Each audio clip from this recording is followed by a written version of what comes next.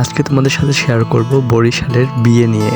এবং বরিশাল সম্পর্কে মানুষের আগে থেকে অনেক কিউরিওসিটি থাকে, এবং আমাদের এই বিয়েটা ছিল কিন্তু আমার ভাগ্নির বিয়ে, তাই আমার তো রেসপন্সিবিলিটিস থাকবেই। এবং যাওয়ার সাথে সাথেই কাজ শুরু করে দিলাম, এবং কাজ করতে করতে তো আমার অবস্থা পুরোই খারাপ হয়ে গিয়েছিল।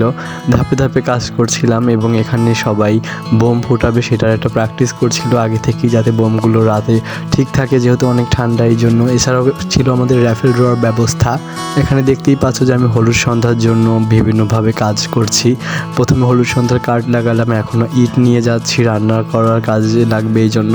এবং রাত্র হয়ে গেল, এবং রাত্র হওয়ার সাথে সাথে সবাই সেজে গুজে একদম রেডি।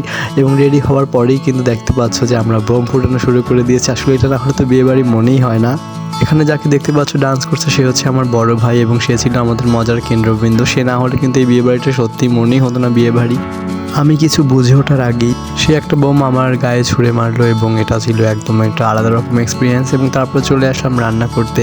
আমি আমার ভাগ্নির বিয়েতে যদি রান্না না করি তাহলে রান্না কি মজা হবে। এবং তোমরা তো জানোই আমি কত ভালো বাবুর্চি, এই জন্য আমি চলে এসেছি একটু রান্না করতে। আসলে সত্যি কথা বলতে রান্নার অভিনয় করতে, এবং রান্না করা একটা ক্লিপ নিতে তোমাদের জন্য, যাতে আমি বলতে পারি আমি কতটা কাজ করেছি। আসলে কিন্তু আমি একদমই কাজ করিনি। তারপর র্যাফেল ড্রোর কাগজ কিনে নিলাম। আমি কিন্তু কিনেছিলাম মাত্র 5টা র্যাফেল ড্রোর কাগজ, এবং আমি মাত্র 30 টাকা করে 150 টাকা দিয়ে র্যাফেল ড্রোর কাগজ কিনেছিলাম। এখানে ব্রাইড নাচছে, যেহেতু ব্রাইডকে দেখানো অ্যালাউড নয়, জন্য আমি ব্রাইডকে দেখাতে পারছি না।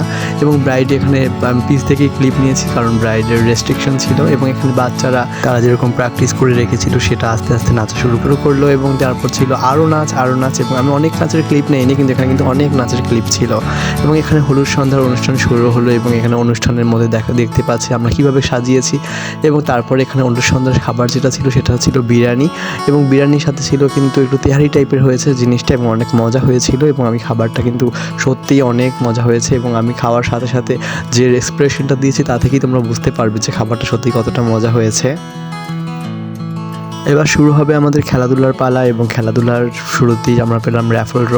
এবং র্যাফেল ড্রোর যে আমরা সবাই টিকিট কেটে নিয়েছিলাম, কিন্তু এই ছিল আমাদের টিকিট কুইন, যে একাই প্রায় 30টার বেশি টিকিট কেটেছে। এবং সত্যি কথা বলতে গেলে সে একটা টিকিটও পায়নি। আসলে আমরা অনেক এক্সাইটেড ছিলাম এটা নিয়ে, কিন্তু একজনই 3-4টা করে পাচ্ছিল, কিন্তু আমরা পাচ্ছিলাম না।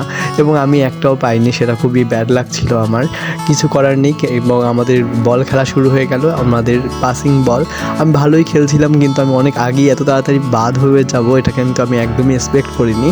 কিন্তু আমি অনেক চেষ্টা করার পরেও পারিনি, এটা খুবই খারাপ লেগেছে আমার কাছে। এই খেলায় জিতেছিল আমাদের ব্রাইডের আম্মু, এবং এই আমার বড় বোন যেটা আমরা সবাই অনেক খুশি হয়েছিলাম। এবং ব্লগটা ছিল এই পর্যন্তই। আল্লাহ হাফেজ, সবাই ভালো থাকবেন।